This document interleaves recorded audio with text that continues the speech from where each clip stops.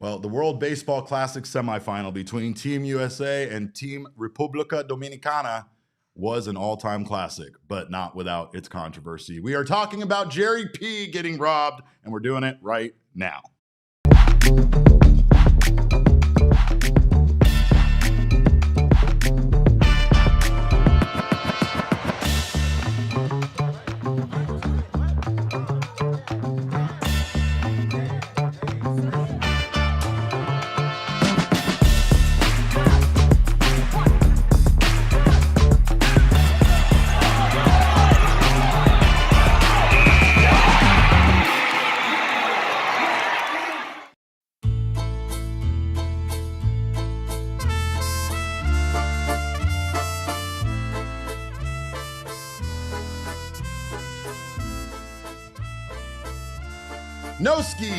No ski today. Welcome in, though. Happy Monday. This is another edition of the PHNX Diamondbacks podcast.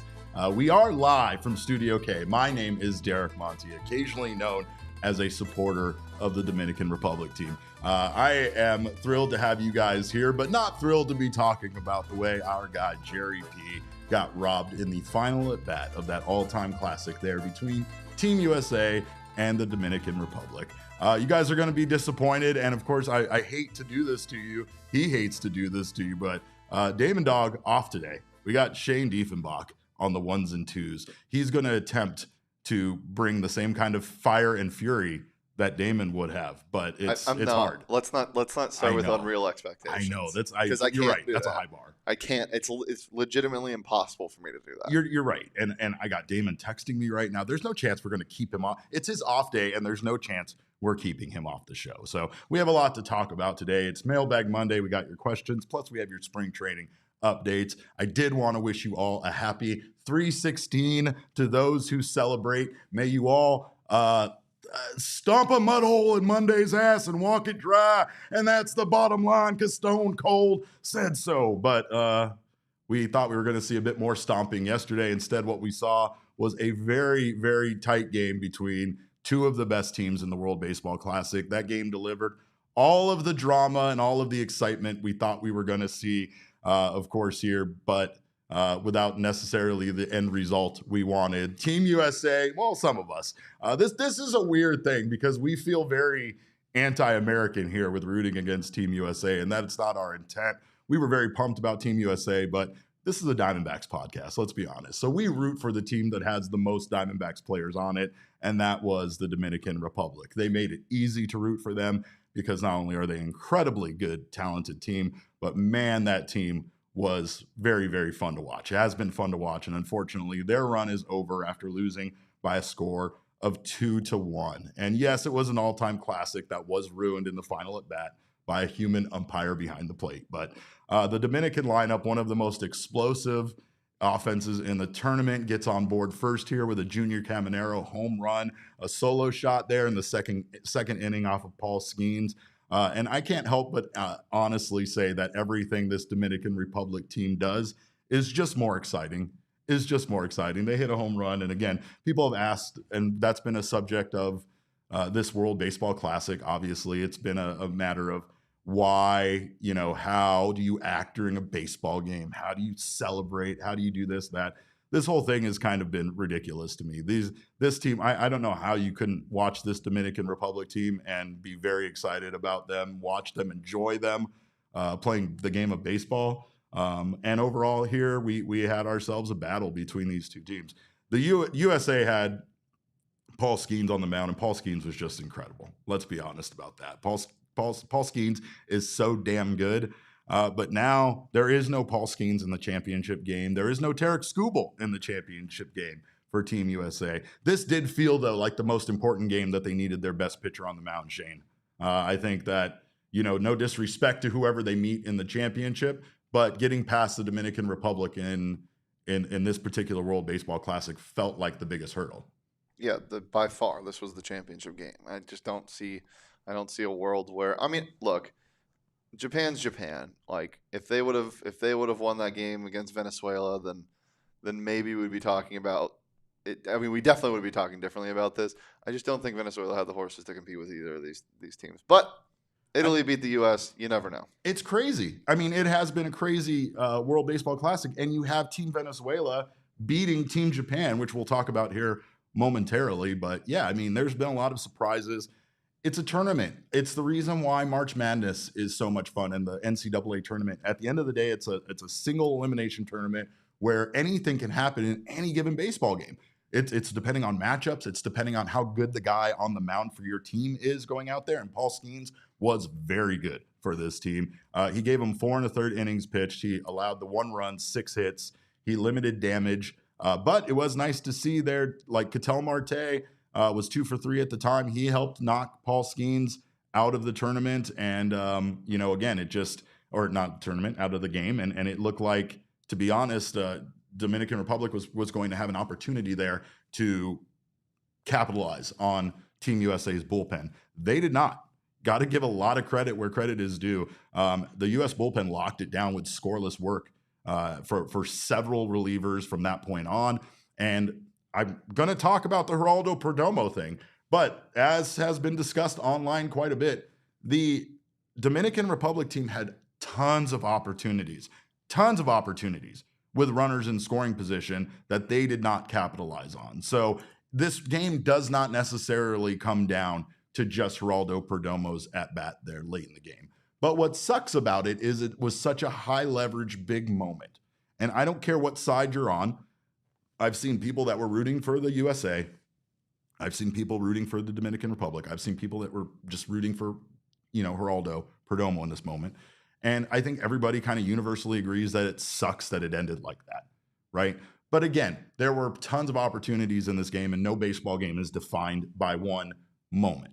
This just shows, though, how important certain at-bats are for you to feel like a game was justifiably ended, right? That was it ended with the right call, and that's all everybody wants at the end of the day. I was talking about it with Shane, but again, it's the reason why I kind of hate the way that they've implemented this ABS challenge system. I do understand how in football they have their own challenge system as well, but football really does. They have made steps to try and get the calls right all the time, and most importantly, they want to get the calls right in the final 2 minutes, right? That's where things get to a point where you don't need those challenges, and those calls are going to be reviewed, and it feels like that's something that baseball should consider here. Because when you look at this moment, again, this is the World Baseball Classic. There is no ABS challenge system implemented in this tournament.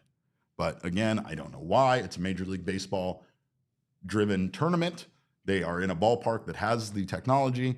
It just seems silly to me overall. But anyway, before we get to that, I did want to give credit where credit is due. The Team USA did a wonderful job there of flipping things really quickly in the 4th inning after they were down.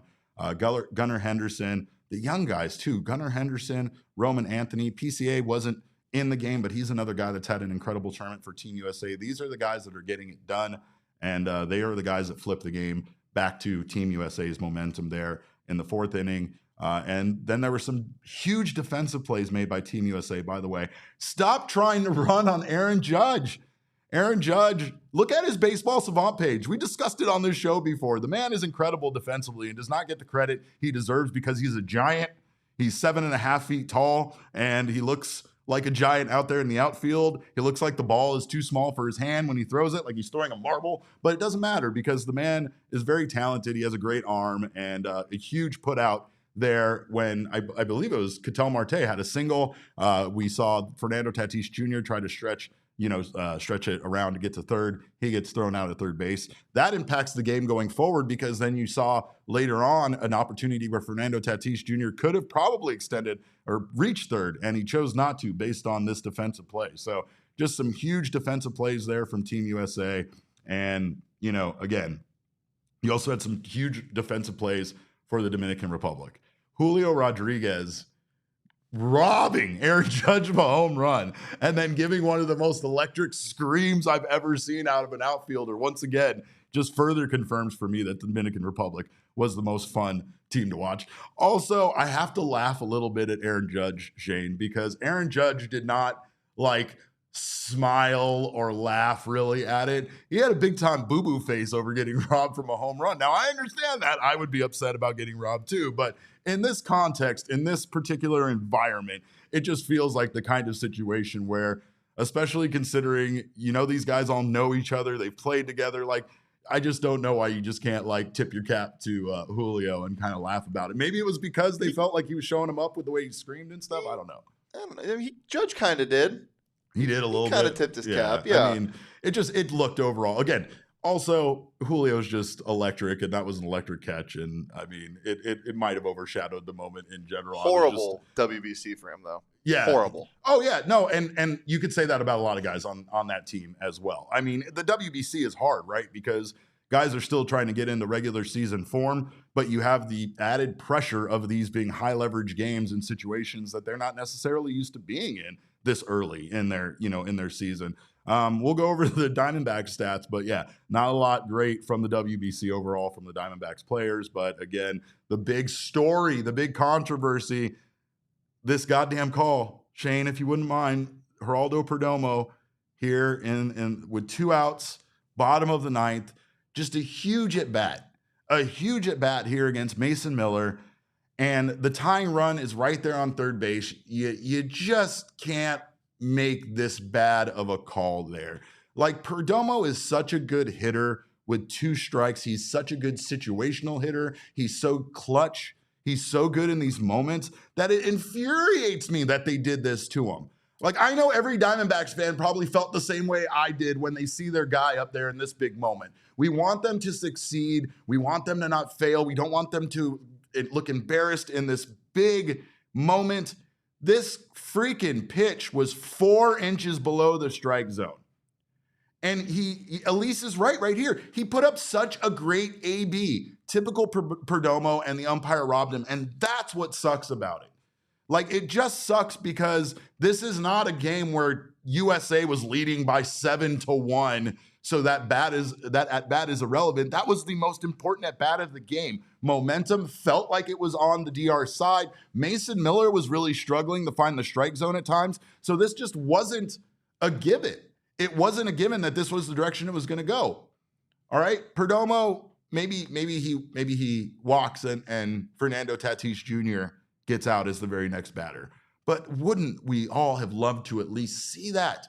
Get that moment, have that chance to have such an elite batter at the plate against an elite closer who are on the same team, right? 2 Padres teammates facing off against each other. I felt like there was a lot robbed, a lot was taken from us by that umpire making the wrong call. But again, this is what's so crazy to me about this entire situation with the human element of the umpire behind home plate. We have made such advancements in technology that why are we doing this any longer? Why are we doing this in a situation where it was such a big at bat?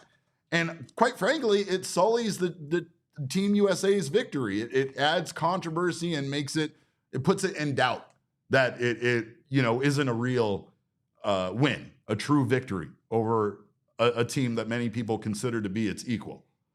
The amount of all-star appearances in these 2 teams and Silver Slugger awards and Gold Gloves was unbelievable.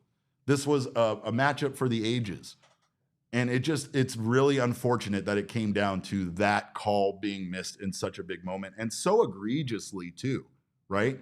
But I will give credit where credit's due. Will Smith, veteran catcher, knew exactly what the hell he was doing there. And let's be honest, this is the reason why a lot of people are against the ABS challenge system, is the human element of not only the umpire's eye, but the catcher's ability to frame properly and make a ball that was that low in the strike zone somehow look like a strike to the umpire. And that was a magic trick accomplished by Will Smith. So again, this is another situation where if Damon was here, he would blast me for praising a Dodgers player. But this is one of those situations where you got to tip your cap. I don't to the umpire, though. I don't to him, because I'm so sick of this crap, and I'm so sick of even the ABS challenge system, to be honest. I've said this time and time again on this show. I think it's ridiculous, and I think baseball needs to prioritize getting the goddamn call right. Getting the call right. I had the weirdest justification in replies to this. One guy said, oh, well, Perdomo hit that ball earlier. The hell does that matter? What does that matter? Or other people showing me screenshots of what it looked like. There's there's a system here. There's StatCast. There's data. It's shown that the ball was indeed low and out of the strike zone. I will not defend umpires at any point, considering we have the technology to improve their job. I don't know why we have to make it a challenge system where it once again bruises the umpire's ego to prove them on the scoreboard that they were wrong, when instead we could just quietly tell them when a ball was in the strike zone with a little beep, a little soft beep. It doesn't have to be a beep. It could just be a pleasant sounding person's voice. It's like, that was a strike and you're so good looking. You know, whatever it takes for the umpires to be okay with a system that helps them do their job. But again, the idea that we're still relying on the human eye and people think that that's part of, this process is ridiculous. I will argue this time and time again. I think that this situation just proves in this huge moment. And it was disheartening to have to see Geraldo Perdomo arguing with the umpire while Team USA celebrates.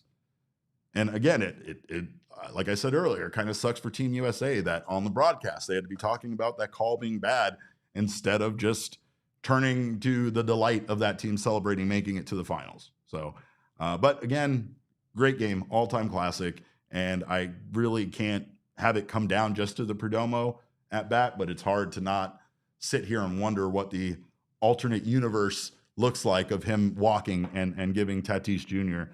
that next at bat. But they will go on to face the winner today of a semifinal game between Venezuela and Italy. Two teams that nobody expected to be here in the semifinals, and two teams that have done some pretty exciting things, including Venezuela taking out Japan on Friday by a score of 8-5. Venezuela knocks out the defending champions in impressive fashion. Their lineup, once again, should not be slept on, and we've said that time and time again. They just have the right pieces there. Good players, kind of underrated guys. And I mean, even their stars, right? You got Ronald Acuna Jr. crushing a leadoff home run off of Yoshinobu Yamamoto to give the Team Venezuela a 1-0 lead. Shohei Ohtani, of course, answered in the fashion that he does with a leadoff homer of his own in the bottom half of the inning.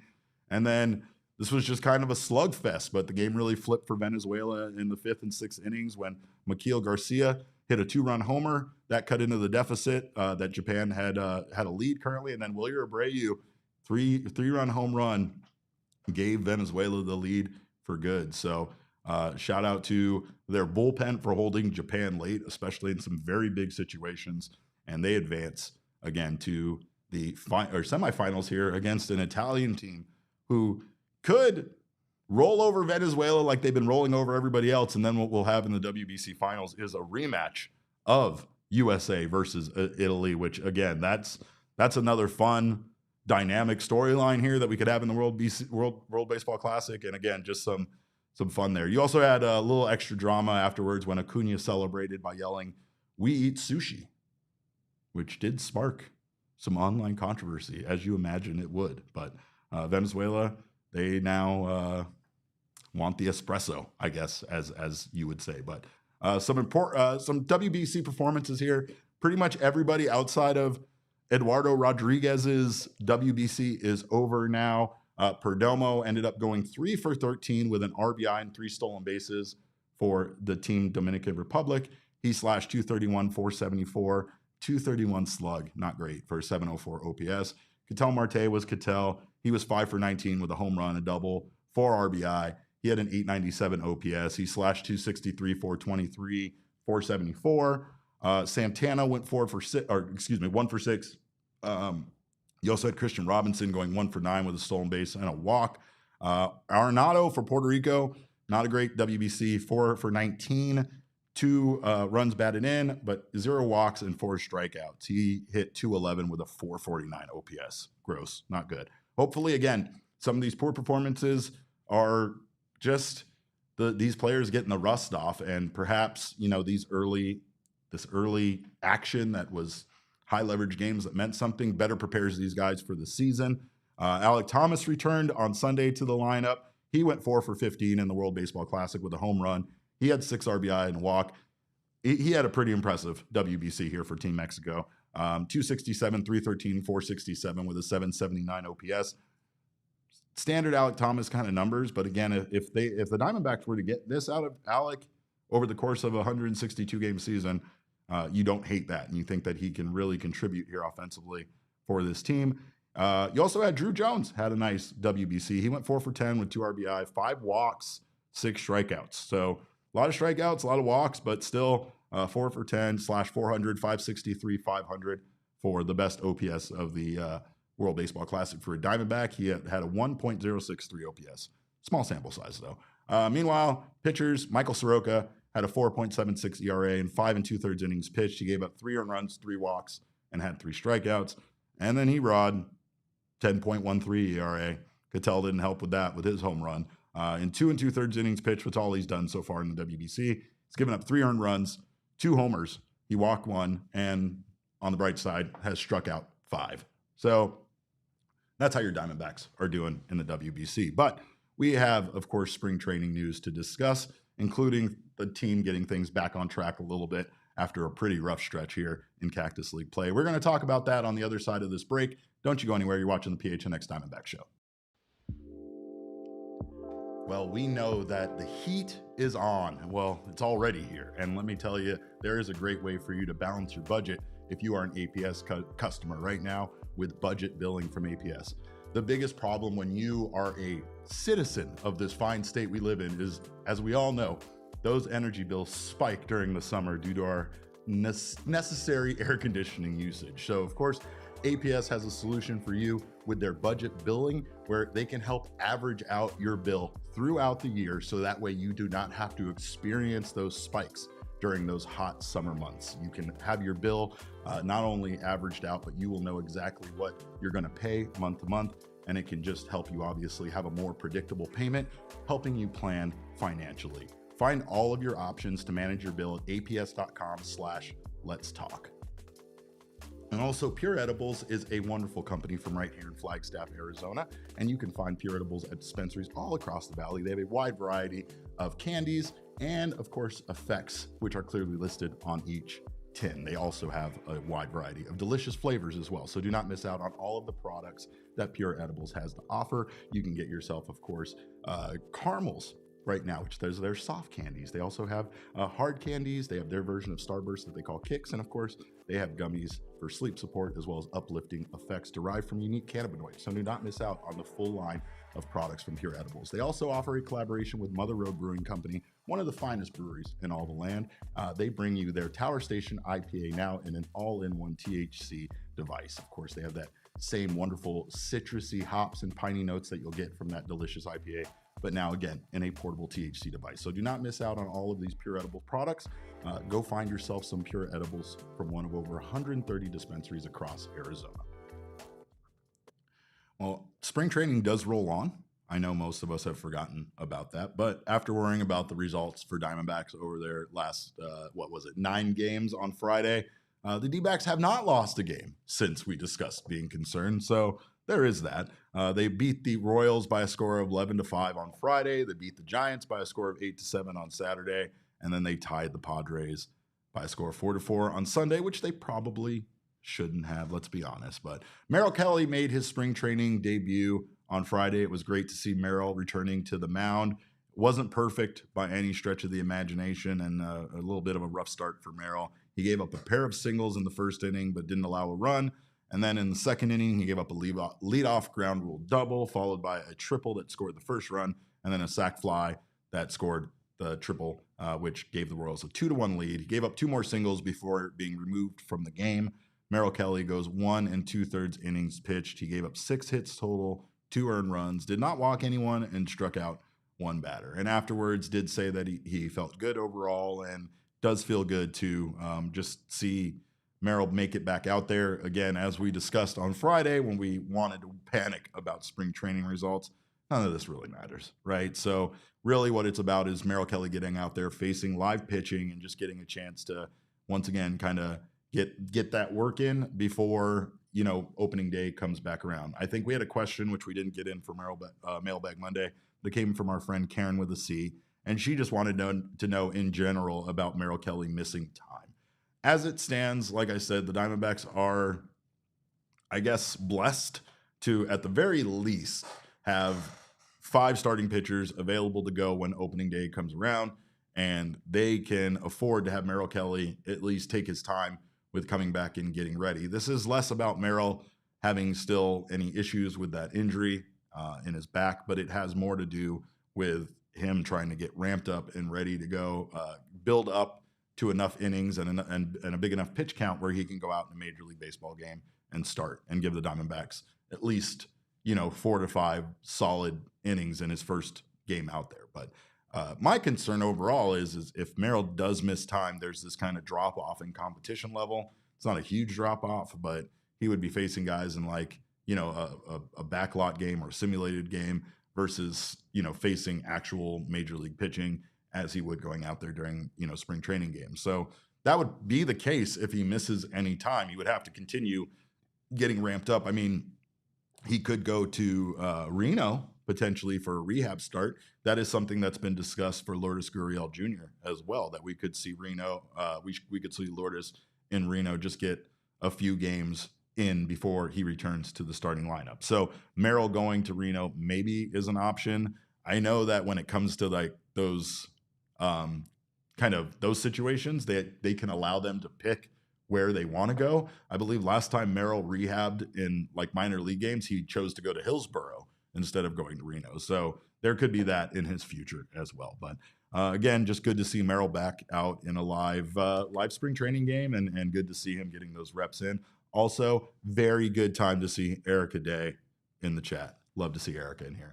Ben McLaughlin, by the way, infielder, third baseman. He played first base for the Diamondbacks yesterday. He continues to have a solid spring. He's a guy that I believe has been reassigned to minor league camp already, but he's hitting .368 with a .941 OPS and 6 RBI. And so far, everything I've seen of him looks very solid. So he is a player whose name could come up here in the future for this organization, and I wouldn't be surprised. In fact, that's probably a key in regards to this entire situation with spring training and these young prospects getting as much playing time as we've seen. Tommy Troy continues to look solid. Jacob Amaya hit a grand slam in the Diamondbacks win over the Giants. He has made 6 starts at shortstop and 2 starts at second base. So again, just some young players really looking nice. He was 2 for 4 with a home run and 5 RBI in that win on Saturday. Corbin Carroll returned. Again, he had his second outing there. He went 1 for 3, collecting his first spring training hit in the 5th inning on a line drive there to left field. Tim Tawa in that same game, also 2 for 3 with a double, a walk, 3 runs. He has made 5 starts at second base and 4 at third, so it's looking like Tawa could be that utility and probably will be that utility infielder backing guys up for the Diamondbacks. James McCann was 2 for 4 in that win. And again, another bright spot. Juan Murillo is scoreless in 6 appearances with 2 walks and 5 strikeouts. I kind of laughed at the one game that he had a horrible outing was against Team Mexico in an exhibition game. That doesn't really count. But that game doesn't count, so we don't care about that. Outside of that, he's been awesome. 6 appearances, 6 innings pitched, 2 walks, 5 strikeouts for the big man. So good news for the bullpen, and not really receiving a ton of good news when it comes to the bullpen for the Diamondbacks. In fact, probably the worst piece of news that I myself could have received, as you guys know. We got a roster move update. Dre Jameson was optioned to AAA Reno. And I hate that. Jameson really struggled in his last outing, as have a few guys. And unfortunately, it's those guys that are on the bubble, those guys that are kind of still in competition for a spot. Everybody in the bullpen is probably in competition for a spot, but again, there's a lot of experience here with the guys, the non-roster invitees that they have in camp that they sign the minor league deals. The young guys really do need to play really well in order for them to solidify that spot in the bullpen. John Curtis also reassigned to minor league camp, as well as our big fella, Lucan Baker. And that kind of hurts, but also not surprising at all. As we roll on to spring training, the teams have to get their rosters down, and these moves have to be made. And unfortunately, this competition is very close for these guys. And again, the Diamondbacks need some guys to step up. One guy that they need to step up that struggled is Brandon Garcia. He had another bad outing, his second consecutive outing in a row where he really struggled. This was the Diamondbacks game yesterday against the San Diego Padres. They end up tying that game, and Brandon Pfaadt looked like big game Brandon. Forget big game Brandon. Brandon Pfaadt looked like an ace in that game. 5 innings pitched in a spring training game already. 0 hits, 0 walks, 6 Ks for Brandon Pfaadt. Fire me up. This is the exact thing we need to see right now. And again, as much as we probably don't want to lament over the negative results, we can't get too excited over the positive results. But again, the Diamondbacks need somebody. They need somebody in their starting rotation to really step up. Things look very, unsure right now for the start of the regular season. So having someone like Brandon Pfaadt be dialed in and playing, or delivering some of his best baseball is very encouraging right now. Meanwhile, like I said, Brandon Garcia struggled for his second outing in a row.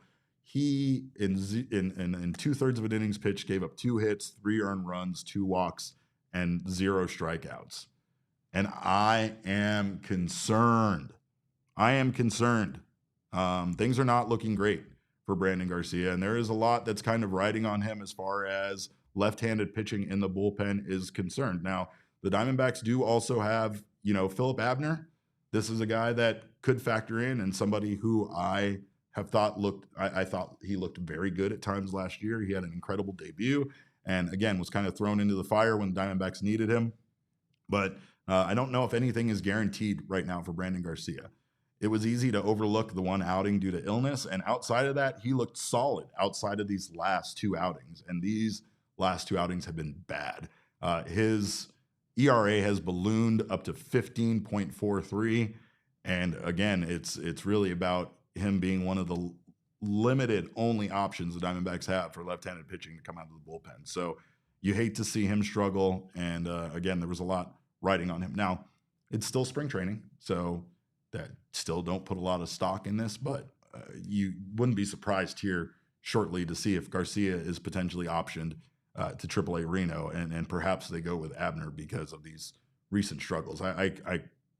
This competition, there's not a lot of time for the front office and for Torey Lovullo to see these guys and make decisions. I don't know. I'm worried. I am worried. Barossa 1 for 3 with a triple and 2 RBI in the tie with the Padres. Alek Thomas returned to the lineup. He's 1 for 2 with a double and a run scored. And honestly, Alek Thomas continues to look great this spring. And even though his WBC performance was a little bit of a dip, his spring training numbers still look outstanding. He's hitting .389 with a 1.143 OPS in Cactus League play. Corbin Carroll 0 for 3 with 2 strikeouts in the tie. So would love to see Corbin kind of get locked back in, but this is the reason why him trying to get into 10 spring training games was so important. We have been told that the biggest problem with the haymate bone is the way that it impacts, the power in your swing and also the pain it causes when he swings. So hopefully what we can see is Corbin heal up and perhaps get a little bit more dialed in here before we hit opening day. But between now and then, we have a lot of heat to deal with. As I said there, talking about APS. This is going to be a record week for heat. There's a heat wave here in the Valley. And that's saying a lot because I don't even know if we actually classify anything as a heat wave when it comes to being hot in Phoenix. But it's going to be very, very hot this week. So hot that the Diamondbacks, in fact, have moved their spring training game. The game on Friday against the Brewers has been moved to a 6:10 start. Actually, the 1:10 games on Thursday and Friday have all been moved. So those, if you were planning on going to those games are now a 6:10 start. And that is no surprise at all. Gates will open at Salt River Fields on Friday at 4:30 p.m. for those of you attending. But yeah, now the Diamondbacks, of course, they have an off day tomorrow, and today they take on the Reds. The Diamondbacks have Ryan Nelson making his second straight start at home. Ildemaro Vargas is in the lineup. He's hitting .361. Tim Tawa currently hitting .303. And Jordan Lawler has hit safely in 5 of his last 6 games and has made 11 starts at center field. So far, there's been nothing but glowing reviews about Lawler in center field, and it feels like that is his home. That is where we're going to see Lawler this season. I'm sure we'll see him still back up Geraldo Perdomo at times at shortstop, but for the most part, that is where Lawler will be. So exciting stuff for this team and exciting stuff for the Valley. Stay hydrated is what I mean. It's dangerous out there this week. So we need this heat to go away and we need to get back to normal temperatures. On the bright side, though, maybe this will drive some snowbirds away. I don't know. I probably shouldn't be saying that when it comes to my audience on this show. But this heat, ridiculous, and so is waiting in traffic. So I'm conflicted. But we're going to take a quick break, and on the other side of this break, we are going to do what we do on Mondays, and you know what we do. So stick around. You're watching the PHNX Diamondback Show.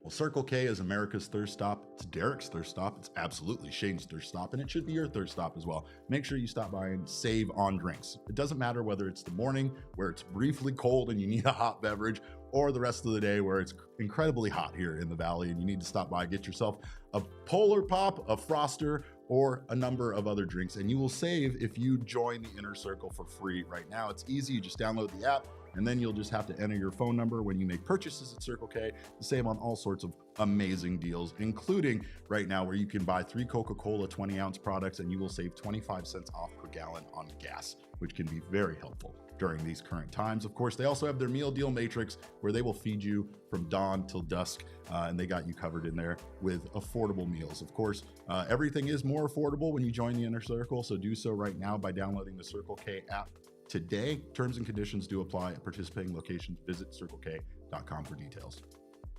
And the Major League Baseball season is almost here, and a great way for you to save on those tickets is with our friends at Game Time. You can get down on the Game Time app, and it gives you the advantage of constant innovation. It is a aesthetically pleasing app, of course, but it also has new things that they're adding all the time to make the Game Time ticket purchase experience for MLB tickets more accessible, more fun, and just get you there in a few taps. The Game Time guarantee means you get 100% authentic tickets on time at the best price with no last minute surprises, and those fees are included in the price you see. What you see is what you pay, period.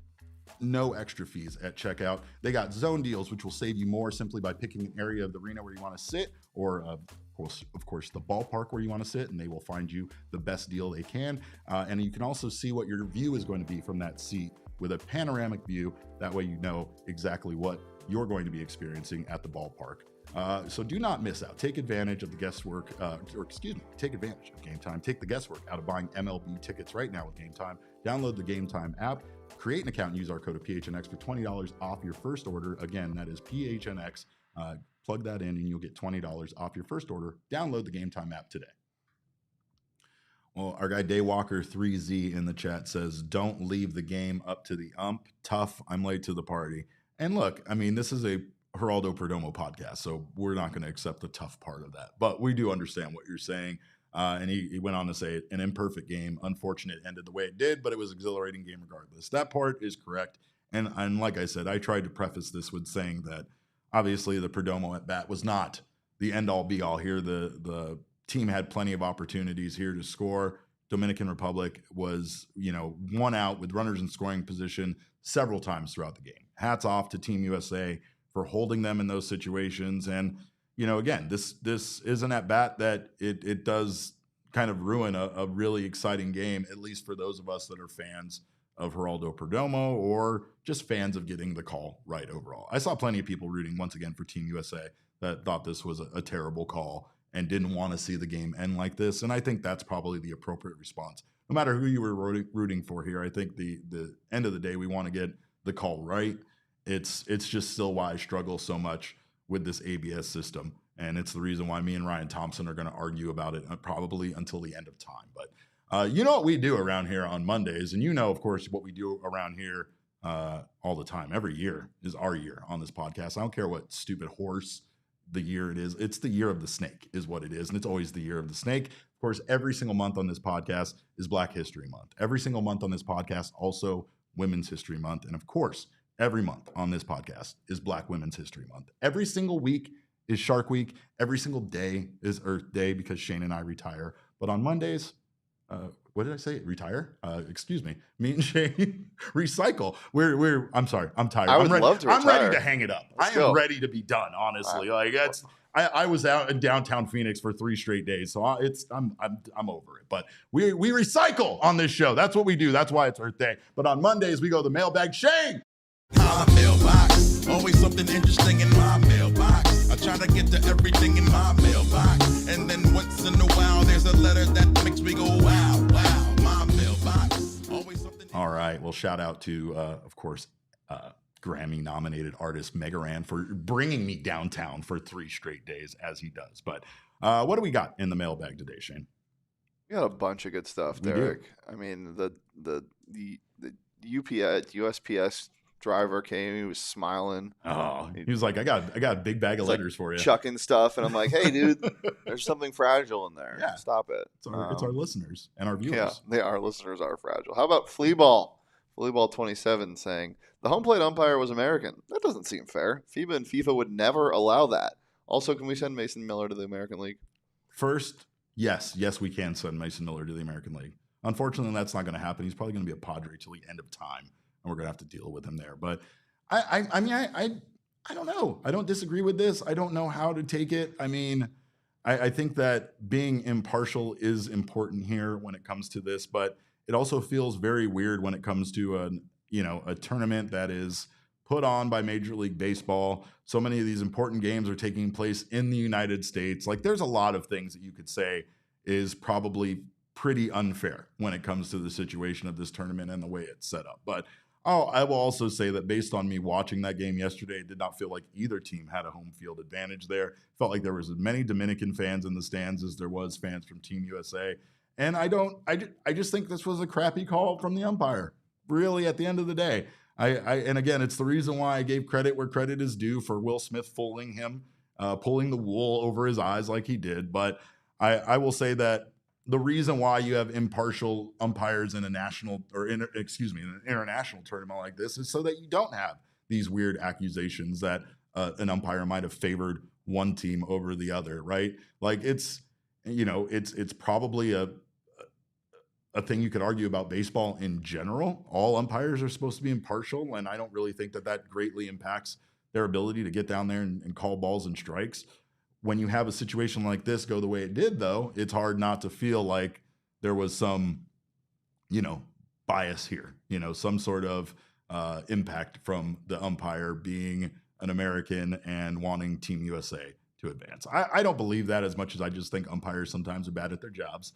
And I think that specifically in this case, that ball was so low that I have a hard time understanding him calling it a strike other than watching the replay several times and seeing the way that it was framed. And again, in that big moment, it was a big at bat. I just wish that, again, that we got the call right. And it's the reason why I don't even want just ABS system. Like I was telling Shane, I think in the 9th inning, if it's a close call like that, it should just be reviewed. I don't even think either team should tap. I think we should just make sure that the biggest moments in baseball games are, in fact, getting the calls right. And that's all I really want. I think that's what a lot of people want. What else we got there, Shane? Next one up from JJ saying, why was an American umpiring the DR and USA game in the first place? If that's not rig, I don't know what is. For the next 3 years, make Corey Blazer never find toilet paper when he needs it, even when it's blowout diarrhea. Thank you, JJ. That is very eloquent.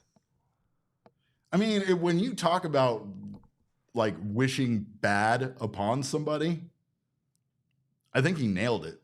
He nailed it in a way where, quite frankly, it wasn't vulgar, even though it kind of was, and it still stayed within the he stayed within the guidelines of proper hating on an umpire. And I don't disagree, but I also think, like, again, umpires have a difficult job. And that's what we hear time and time again from baseball. And I'm fine with that. I know it is. It's hard. It's hard to make these calls for any official in any sport in a split second with their eye to see what's going on and to make an accurate call and 100% be right about it. But the point of what so many sports are trying to do these days is to get the calls right by whatever means are necessary. And I still like challenging calls. I still think that you cannot go back and review every single call throughout a baseball game that might be borderline. I get that.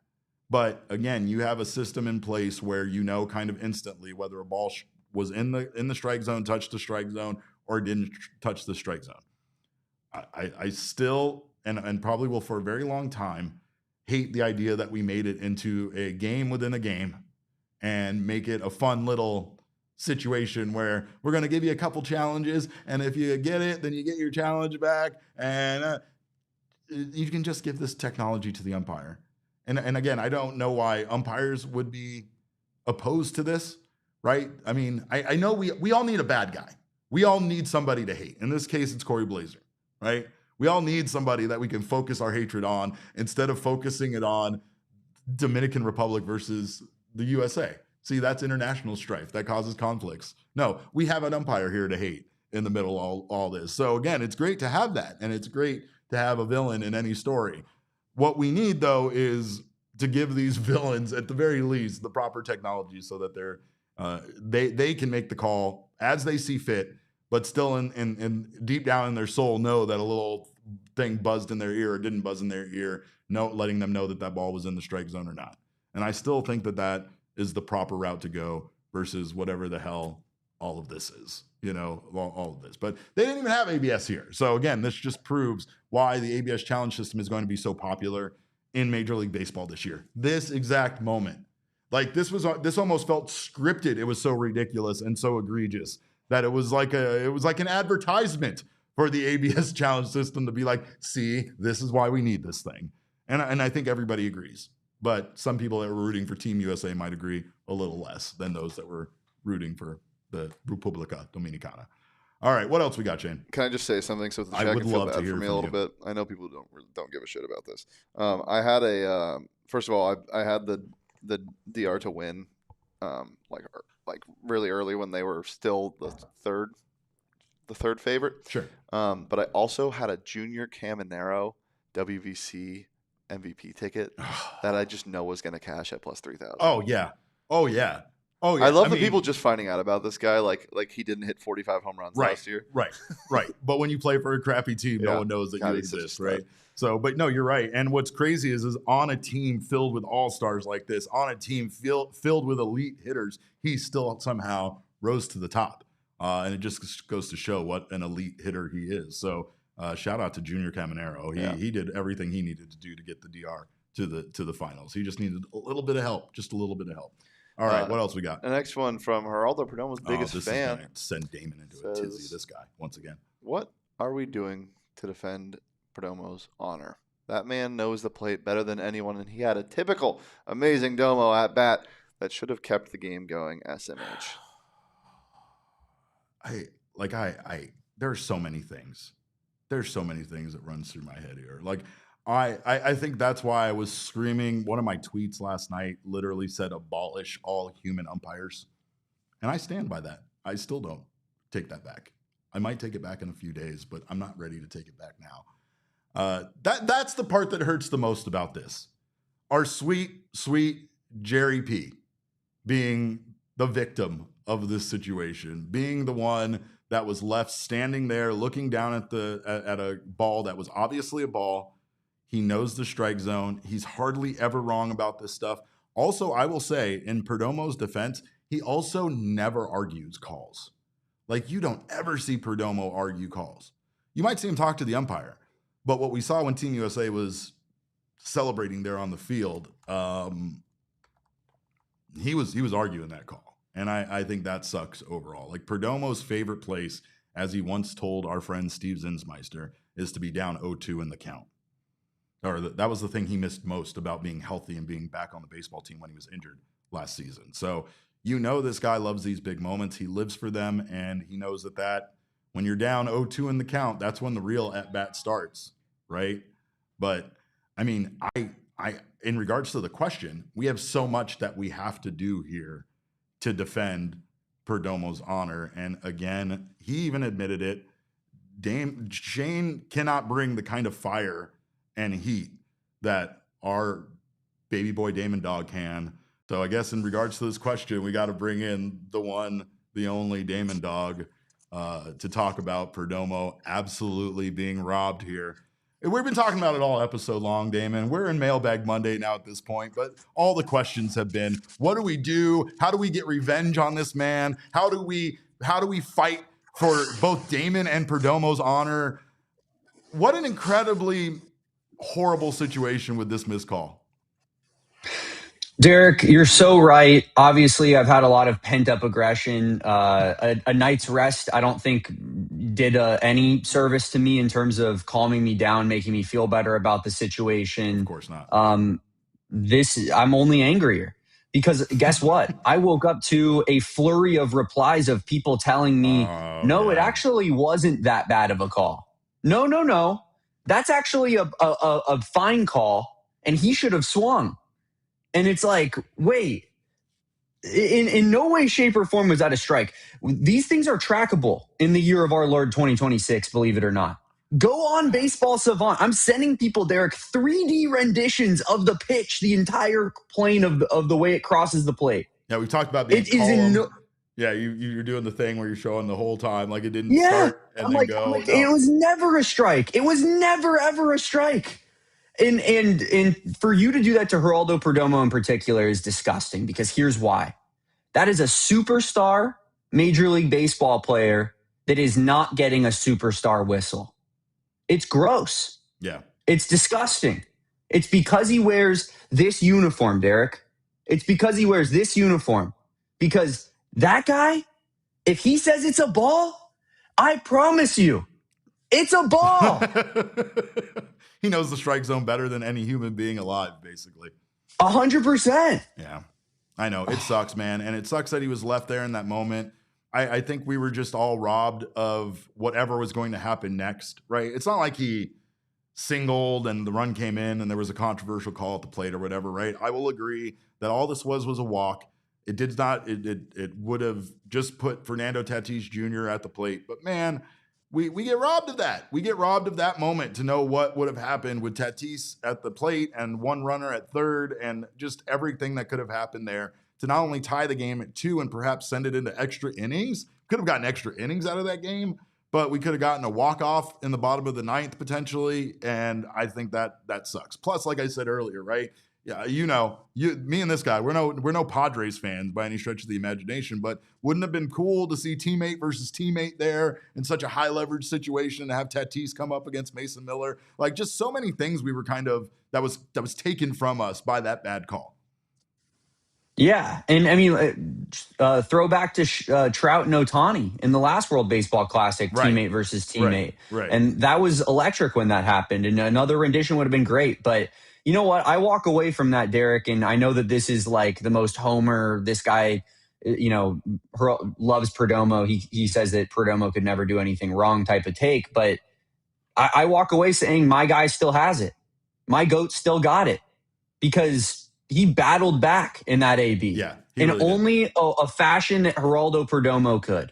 And I walk away with more confidence in my guy after that AB, even though he struck out looking, being like, you know what? Perdomo is effing nails. Yeah. In that moment. Against that guy? Against a guy who throws 102? Yeah. 102 being thrown your way?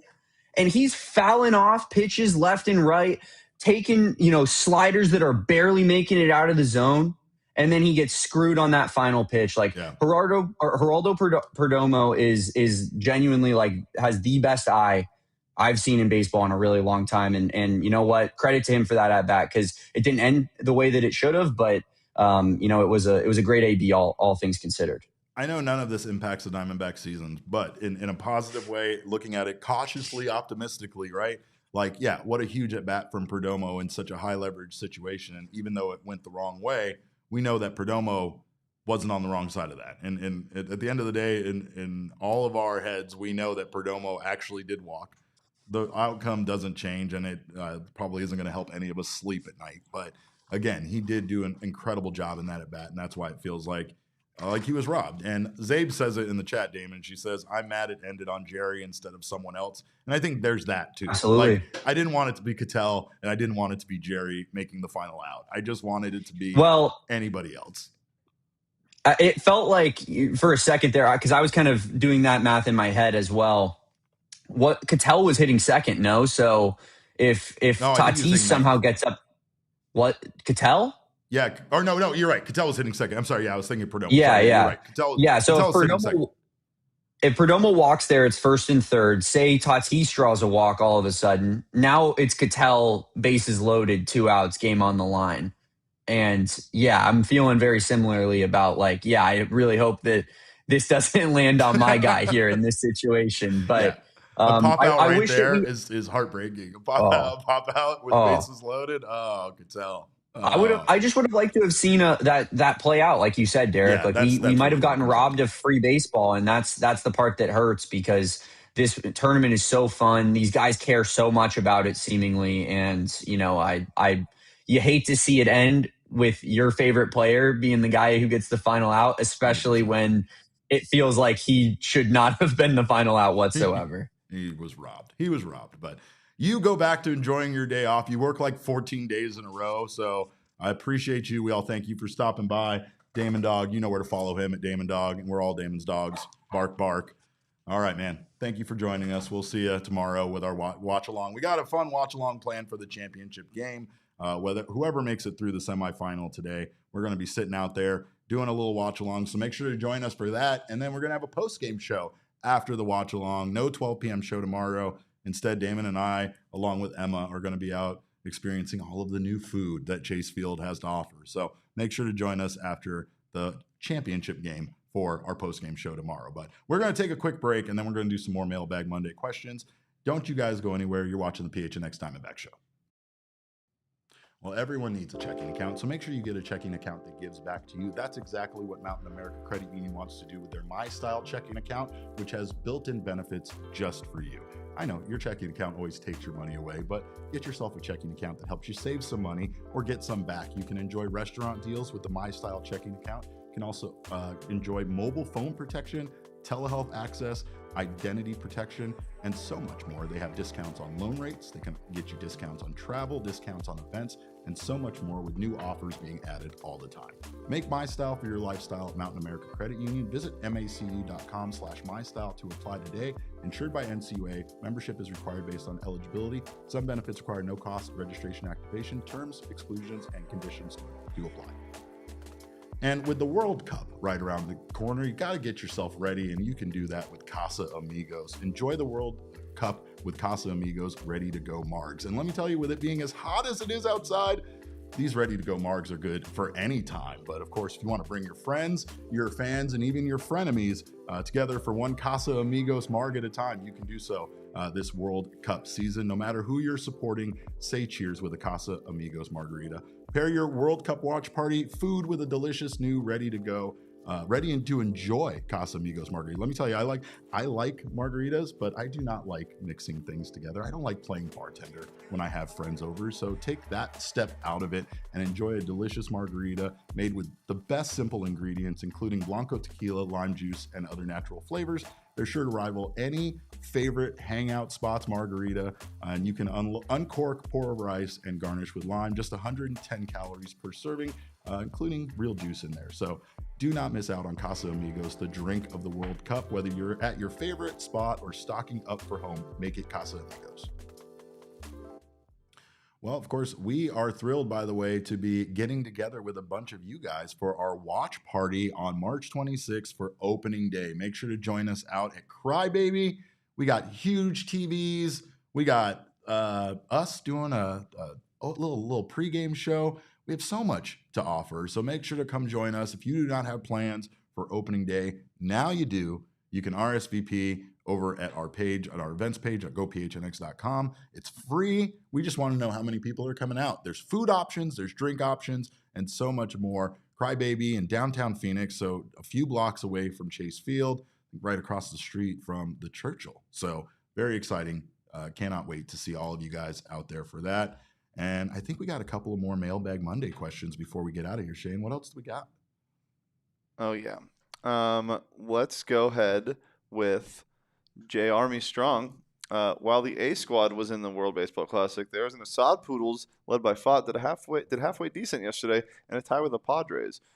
Are live baseball tournaments a better skill builder, or is spring training better for preseason practice? Oh, man, this is such a great question. It really is, because obviously what we've heard so far time and time again is that the World Baseball Classic is great. Guys get, high leverage games right away that mean something. They go out there and pool play after playing a couple, exhibition games together against regular MLB teams in spring training.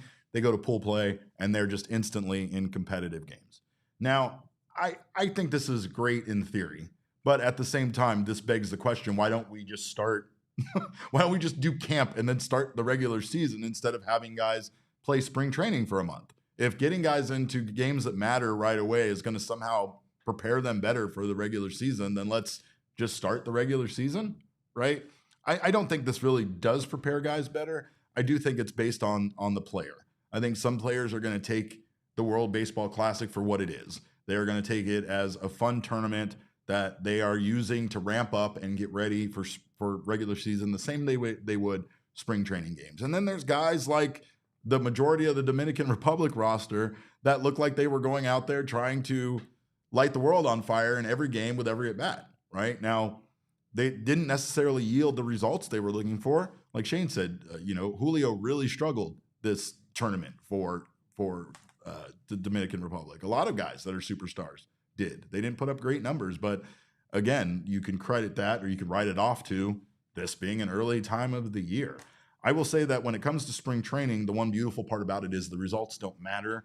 You got people in our chat calling it fake baseball. And at the end of the day, these guys are free to go out there and work on things that they particularly might not do when the regular season comes around, just to see if those things that they change mechanically at the plate when they're pitching, what side of the rubber they pitch from as a pitcher, where they're positioning themselves in the outfield, maybe trying just where they position themselves in general. Like, there are so many things that players kind of work on just to see if it yields different results during spring training. And at the end of the day, they can make that decision. They can go out there and test and have a theory and see if it works. And if it doesn't, they can go back to the way they were doing things. Alek Thomas is a perfect example of that. His leg kick has decreased dramatically, and the results have been there so far. It's still a small sample size. It's still against spring training pitching. So there's plenty of, I guess, qualifiers to add in there to Alek Thomas's success. You could probably say something similar to Jordan Lawler. The point is, though, these guys, which are facing the exact same pitching that other guys who are struggling are, is part of the, overall is part of their preparation and getting ramped up for the season. So that's why I would feel like spring training is the better thing to prepare them for the year. But I don't think that, being around a roster like some of these guys were around and participating in a tournament like they participated in is detrimental either. I just think that it causes maybe some of those guys to try to be at their best and perhaps push too hard or try too hard to make things happen instead of letting things come to them naturally. And, again, that's probably not yielding the results they were looking for in a tournament like this. Might just be too high of leverage too early on in their season. All right. We also got some questions from our Discord and our diehard. Shane, what do we got from the Discord? Yep, 2 questions real quick. Rayoma, which D-back is going to win the most ABS challenges this season? My bet is either Gabby or Domo. And yes, I feel I need therapy from all the rage I felt watching that game last night. Mad respect to Team DR. I wouldn't have been able to keep my cool. Oh, I wasn't. I was saying crazy things on social media, and that was even with a small filter. But it's going to be Gabby. Gabby not only has the opportunities behind the plate to call for those, but as far as a hitter, I do feel like Gabby is going to have the ability to just kind of know the strike zone a little better. Perhaps even maybe he is given the green light a little bit more than other guys. I don't think he's going to be given the green light more than Domo, though. So if you're just talking at the plate, then yeah, I feel like it could be a split, either one of those guys. I would probably, if you're just talking about calling, for the ABS challenges as a hitter, I would probably lean towards Domo. But overall, because Gabby's going to be behind the plate as well, we're just going to see him get more opportunities. Plus, again, he might just have that green light a little bit more from Torrey and the staff. So there's that.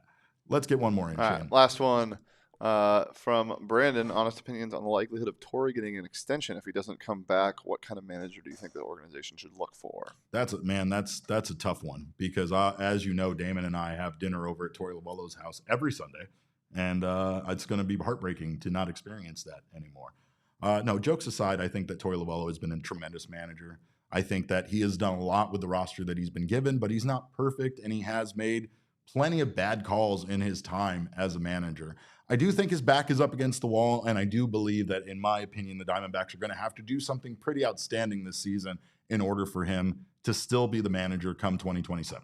That's just because he's at the end of his contract, and I do feel like if the results end up being something similar, even if it's not his fault, right? Even if it's not to the fault of Torrey. But if we finish another season at 500 or a few games below or a few games out of the playoffs, then I can't imagine this organization wouldn't want to try to change to a new manager that they feel could get them those extra 5 wins that they needed in order to get into the playoffs, right? So I think the results of this season do matter. In my opinion, I think the Diamondbacks are very capable of reaching the playoffs. And should they do that, I think we would see Torrey Lovullo return for 2027. And maybe not a crazy long deal, but if Torrey didn't return, I would imagine that this organization would probably pivot to someone that was perhaps experienced. I don't know if they're going to do the thing that like the Giants did or some of these teams are doing to just look to like a new, fresh voice, someone that was like a bench coach for another team or whatever.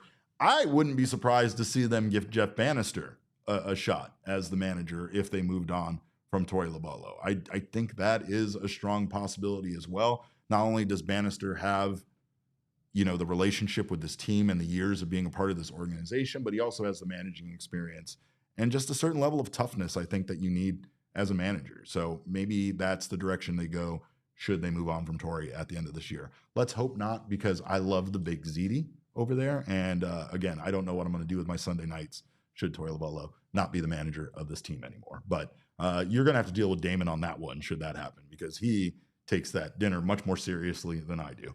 We thank you guys so much for your time. More importantly, we thank you for your questions. Your questions help this whole Mailbag Monday thing keep on the rails. So we appreciate you for that.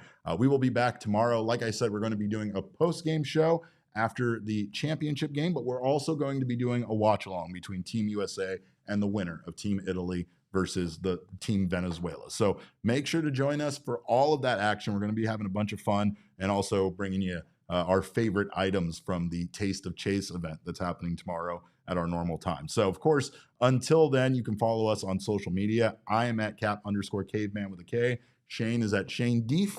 Our show is at PHNX_Dbacks, but as always, all roads lead to at PHNX_sports on Twitter, Instagram, and Facebook. We thank you guys so much for your time. We love you. We appreciate you. We'll see you back here tomorrow night. Until then, have yourselves a wonderful evening. And remember, kids, baseball is fun, but it's so much more fun when you don't rob Geraldo Perdomo in one of the biggest moments of his goddamn career. We all silly like the mayor.